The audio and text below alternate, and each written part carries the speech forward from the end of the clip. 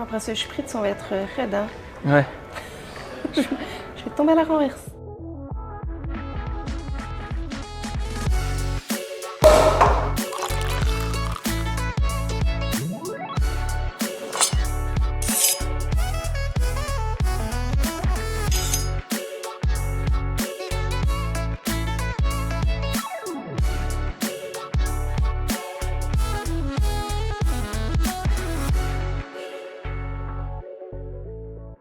Lucas Hall, bonjour. Bonjour. Merci beaucoup d'avoir accepté de venir partager un spritz avec nous. Aujourd'hui, il fait très chaud, ça s'y prête bien. C'est l'été, c'est le temps des festivals. Donc c'est l'occasion de discuter un peu de la digitalisation dans le monde de l'événementiel. Ta société Eventra, elle est active dans le marketing et l'événementiel. Est-ce que tu peux te présenter un petit peu et présenter les activités de ton entreprise pendant qu'on prépare un spritz ensemble? Bien sûr. Merci en tout cas pour l'invitation, c'est Avec très sympa et puis ça fait un plaisir de parler quelques minutes de notre entreprise et de nos projets. Voilà. Moi je suis Lucas, un des directeurs de notre entreprise Eventra. On est une entreprise d'événements ici à Bienne et puis on est connu surtout par notre propre festival qu'on fasse comme le Royal Arena, le Lake Life, le Orpundart. Et puis à côté de ça, on travaille beaucoup pour des clients comme les courses de Bienne, comme Red Bull, Fisherman's Friends et puis on organise des événements pour les entreprises. Ça c'est un petit peu notre boulot et notre passion qu'on fasse. Oui. Super, là c'est vraiment, on est en plein dans la saison, vous êtes bien occupés je pense en ce moment. Oui, c'est clair, c'est notre high season, c'est vraiment, on travaille, on prépare 10 mois pour après avoir 2 mois d'événements et puis c'est un grand boulot mais on est sur le bon chemin et puis on fait ça avec beaucoup de passion et une très belle équipe. On a mérité une petite pause autour d'un spritz. Moi, je crois aussi, oui. Alors, je vais te mettre les oranges, qu'on puisse trinquer. Avec beaucoup de glaçons, parce qu'il fait très chaud aujourd'hui. Magnifique. Voilà. Voilà. Voilà. À la Santé. tienne, santé. Merci. Parfait. Alors, comme on le disait, ton entreprise elle est spécialisée dans l'événementiel, dans la communication. C'est deux domaines où la digitalisation, de manière générale, elle a fait un gros bond ces dernières années. J'imagine que votre façon de travailler, elle a dû changer un petit peu. C'est le cas dans votre entreprise? Bon, je dirais oui, mais c'est vraiment impressionnant de voir la vitesse, comment ça change. Et puis je dirais même, c'est chaque année, on a des nouvelles idées, des nouveaux projets où la digitalisation fait toujours partie de ces projets. Et puis c'est vraiment impressionnant et intéressant. Et puis je crois qu'il faut suivre ça parce que si on reste, ce n'est pas la bonne option. Oui. Est-ce qu'à l'interne de votre entreprise, il y a des choses qui ont changé au niveau administratif ou au niveau organisationnel? Bon, c'est clair, tout le secteur des dates qu'on garde chez nous, ça on a tout changé. Maintenant, on a la possibilité d'avoir tous nos documents sur le portable quand on est en vacances. Et puis, ça, c'est des trucs que je dirais 4 ans en arrière, on n'avait pas encore. Aussi au niveau d'administration des clients, administration de toutes les factures, les finances. Ça, c'est tout des process qu'on a changé à l'interne. Et puis, c'est toujours un grand plaisir d'intégrer un nouveau projet avec le secteur digitalisation. Ouais. Ça vous facilite la vie? Tu vois vraiment un changement avec tes collaborateurs? Bien sûr. Un petit exemple, c'est toutes les factures qu'on fasse chez nous à l'interne. 4 ans en arrière, on faisait avec le Word. Aujourd'hui, on fait avec un système qui est Aba Ninja, qui facilite beaucoup notre administration. Et puis, je crois que c'est important de suivre ces pas et de ne pas rester calme. Tu l'as dit, vous êtes beaucoup actifs dans le monde des festivals, l'événementiel. Il y a eu beaucoup de choses qui ont changé dans ce domaine ces dernières années. Un gros changement que les gens, en tout cas les personnes qui fréquentent les festivals, ils ont beaucoup remarqué, c'est typiquement le système de paiement, par exemple, cashless, donc sans argent physique. On paye maintenant par carte, on recharge un bracelet. C'est quoi pour vous en tant qu'organisateur de festival, c'est quoi l'avantage de ce genre de système? Je crois qu'il y a beaucoup des avantages. À la fin, c'est toujours un thème, le système de paiement. Il n'y a pas tous les gens qui apprécient qu'on n'a plus d'argent vraiment vrai sur les festivals. Mais pour nous, on a pu diminuer beaucoup de risques sur place. C'est quand même avec 25 postes, des bars et tout ça, il y a un très grand risque d'avoir beaucoup d'argent sur place. Il y a des personnes qui doivent compter tout l'argent. Il y a beaucoup de personnes qui doivent préparer. Et puis pour ça, on a décidé 2 ans en arrière de faire cash free. Et puis là, la différence entre cashless et cash free, c'est qu'au niveau cashless, tu as un bracelet où tu mets de l'argent là-dessus. Nous, on n'a pas ça. Nous, on a vraiment le cash free. Et ça veut dire que chez nous, tu n'as pas besoin d'avoir un bracelet pour charger parce que là, tu aurais besoin d'avoir beaucoup d'argent sur place pour tout le monde qui charge. Ouais. Nous, on a vraiment le système où tu peux payer avec Twint, avec ta carte de crédit, carte de débit. C'est vraiment, tous ces paiements sont possibles, mais on n'a pas un bracelet en plus pour charger. Ça, c'est un petit peu la différence. C'est bien accepté parce que tu l'as dit, il y a pas mal d'avantages. Il y a aussi certains utilisateurs qui se plaignent, qui n'aiment pas pouvoir payer sans le cash. Ou j'imagine aussi des prestataires, j'imagine qu'il y a des frais, c'est des gros investissements. Bon, c'est clair, il y a les frais, mais à la fin, je crois qu'il faut toujours évaluer les risques. Et puis, nous, on a décidé de faire ça. Je crois que la pandémie a aussi beaucoup aidé au niveau des paiements des gens. Il y a beaucoup de gens qui ont plus d'argent sur la personne. Et puis pour ça, ça a sûrement aidé que ça soit accepté. Et puis à la fin, on a la Tissot Arena du HCBN, que tout le monde est habitué de payer avec la carte. Et puis ça aide aussi. Et puis je crois que c'était une bonne décision. Ça aide aussi à tous les prestataires qui sont sur place d'avoir des chiffres plus exacts, de savoir j'ai vendu 20 portions de poisson, j'ai vendu 20 portions de frites. Et puis aussi pour nous, c'est plus pratique d'avoir tous ces chiffres ensemble. Oui, c'est ça, parce que quand on parle de paiement cashless ou digitalisation de manière générale, ça permet quand même d'avoir un certain nombre de données au niveau des utilisateurs des festivals, mais j'imagine au niveau des prestataires aussi. Ça permet de gérer mieux les stocks ou ce genre de choses, ou ça aide? Oui, ça aide. On est vraiment plus précis sur les chiffres. On sait après, on a vendu, un vendredi soir, entre 7h et 8h, on a vendu 1000 bières. Entre 8h et 9h, on a vendu des spritz peut-être. Et puis ça aide bien sûr aussi pour notre préparation, pour notre planning.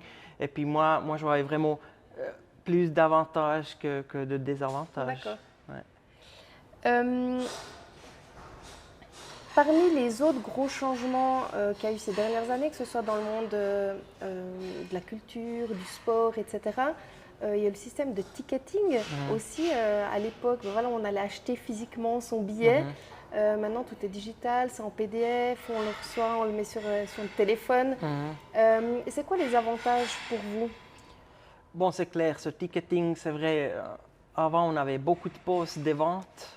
Aussi là, on devrait amener les tickets, on devrait amener un stock, on devrait aller chercher chaque semaine l'argent pour les billets qu'ils ont vendus.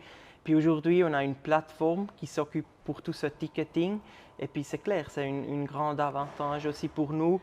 Et puis ça qui est aussi intéressant, ces plateformes de ticketing ont tous une collaboration avec une maison de médias grand en Suisse. Et puis ça nous permet aussi d'avoir ce réseau pour faire la publicité, pour attirer beaucoup plus du monde. Et puis, plus de visibilité. Voilà, plus de visibilité. Et puis c'est clair, eux, ils ont aussi leur commission sur la vente. Mais voilà, à la fin, nous, on a un partenariat avec C-Tickets qui gère tout notre ticketing. Et puis, pour l'instant, on est très content avec leur boulot. Quand on parle des tickets, c'est clair, j'imagine que ça peut aider aussi le fait d'avoir digitalisé, de limiter un peu le marché noir. Toi qui es aussi actif dans le monde du sport, quand on voit par exemple le HCBN qui était en finale de hockey cette année, on a vu qu'il y a eu beaucoup de billets sur le marché noir avec des prix qui montaient à des sommes incroyables. Qu'est-ce que tu en penses? Ça te fait quoi, toi, quand tu vois ce marché parallèle? Bon, c'est clair, c'est pas ça qu'on aime voir, même si c'est pas notre propre manifestation, ça nous fait vraiment pas content de voir ça. Et puis, mais voilà, c'est un problème que en tant que les tickets sont pas personnalisés, ça on va avoir tout le temps. Tu arrives pas à éviter.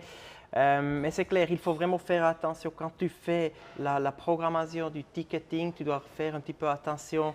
Tu ne vas pas mettre un ticket pour une activité de 5 francs sur une plateforme parce qu'après là, tu risques que tu as des gens qui t'achètent ces billets pour 5 francs et ils les vendent comme si ça serait un ticket pour un concert. Ouais. Et puis après, les gens, ils viennent sur place, ils sont là, et ils veulent entrer voir un concert et puis ils n'arrivent pas à rentrer parce que c'était vraiment quelque chose illégal qui était fait. Et puis là, c'est vraiment un problème. Et puis nous, on croit que jusque que les tickets ne sont pas personnalisés, ça ne va pas changer. Je ne dis pas qu'on est pro cette personnalisation, mais c'est vraiment une fact que maintenant c'est comme ça.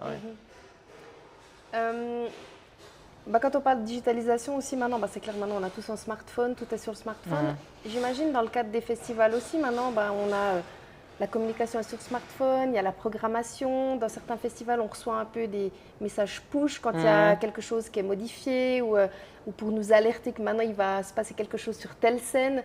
Est-ce que ça aide un peu dans le monde des festivals? C'est quelque chose que vous aimeriez installer dans le futur? À voir. Je crois qu'il y avait un temps où beaucoup de festivals, des événements, c'était un petit peu à la mode de faire. Chaque festival avait son application. Aujourd'hui, ça a un petit peu changé. Il y a des autres moyens pour communiquer avec les gens. Nous, on fait ça surtout sur Instagram, Facebook, TikTok, parce qu'on a quand même un groupe cible très jeune, mais aussi plus âgé. Et puis là, il faut trouver un joli mix aussi avec des newsletters. Mais nous, on n'a pas une propre application. Nous, on communique vraiment sur ces chaînes, cette plateforme que j'ai dit. Et puis, mais à voir qu'est-ce que l'avenir va donner. On a toujours des propositions, des applications qui sortent, des possibilités qui sortent. Puis je crois que c'est important de voir les trucs qui sont sur le marché. Ça, c'est sûrement important. Quand on parle de communication, de marketing, avant, on était beaucoup dans l'affichage traditionnel. Maintenant, comme tu l'as dit, la communication, elle se fait beaucoup sur les réseaux sociaux. Et d'ailleurs, les personnes qui viennent vous voir, qui viennent visiter, participent à cette communication parce que sur place, ils vont justement faire des tweets, ils vont mettre des vidéos sur Insta et ça crée de la pub indirectement pour le festival. Il y a des avantages et aussi des inconvénients parce que maintenant, tout est open. Celui qui veut critiquer peut critiquer. Comment vous gérez cette nouvelle méthode de communication? Bon, je crois que je vois beaucoup de possibilités avec ce chaîne de communication. Je crois qu'il faut vraiment les utiliser. On doit être aussi conscient qu'il y a quelques risques. C'est clair qu'avec un festival où tu as 10 000 personnes qui sont sur place, il ne va pas avoir les 10 000 qui sont très contents et puis qu'ils vont partir à la maison et puis écrire vous êtes les meilleurs, Lake Live, vous avez fait un joli travail. Normalement, tu partages et tu écris quand tu n'es pas content. Et ça, on a remarqué que les gens ont vraiment envie de partager leur expérience. Et puis pas 2 jours plus tard, quand tu es un petit peu plus calme, sinon 10 minutes après que tu as dû attendre peut-être 20 minutes pour manger ta pizza. Et puis ça, c'est quelque chose qui est quand même un petit peu difficile à gérer pour nous comme organisateurs parce que nous, on donne vraiment tout, que ça soit bien, mais c'est clair qu'avec 10 000 personnes, tu fais des petites erreurs et puis là, des fois, j'aimerais bien que les gens soient un petit peu plus calmes, légers, dormes une nuit dessus avant et puis après, on est prêt pour avoir des feedbacks, c'est clair. On le voit maintenant, que ce soit les festivals, que ce soit la culture, le sport, maintenant, ces spectacles, c'est vraiment devenu une expérience à part entière. Si on prend le sport, par exemple, un match de foot, un match de hockey, il y a un light show avant. On crée vraiment toute une expérience pour l'utilisateur. Est-ce que pour vous, au niveau du métier que vous faites, ça change un peu cette approche des événements? Oui, ça change parce que les attentes des gens sont vraiment... Ils ne veulent pas seulement voir le concert. Ça commence quand tu rentres par la porte principale, que ça soit vraiment joli fait. C'est une expérience du premier moment jusqu'à la fin. Et puis là, c'est clair qu'on doit être prêt, on doit être innovatif, avoir des idées. Et puis c'est ça qu'on prépare durant ces 10 mois de préparation. En parlant d'innovation, vous êtes parmi les précurseurs à faire depuis l'année dernière un spectacle de drones qui ont remplacé le traditionnel feu d'artifice du 1er août. Comment ça a été accueilli? Bon, l'année passée, c'était incroyable. On avait la presse de toute la Suisse. C'est clair que l'année passée, on avait la chance parce qu'il y avait aussi l'interdiction des feux durant la période du 31 juillet. Et puis nous, on était vraiment les seuls qu'on avait une activité du 1er août. Et puis pour ça, on avait RTS sur place, tous les médias en Suisse qui ont partagé cette expérience. Et puis pour nous, c'était vraiment une jolie expérience de faire ce spectacle de drone. C'est quelque chose de complètement différent. Ce n'est pas comparable avec un feu d'artifice. Mais vraiment, les gens, ils étaient contents. C'est clair, pas tout le monde. Il y a des gens qui disent, bon, ça, on veut le feu d'artifice. Il y a des gens qui disent, non, faites continuer avec le spectacle de drone. Et puis cette année, on continue avec le spectacle de drone. Et puis à voir si l'écho est toujours comme ça positif, comme l'année passée.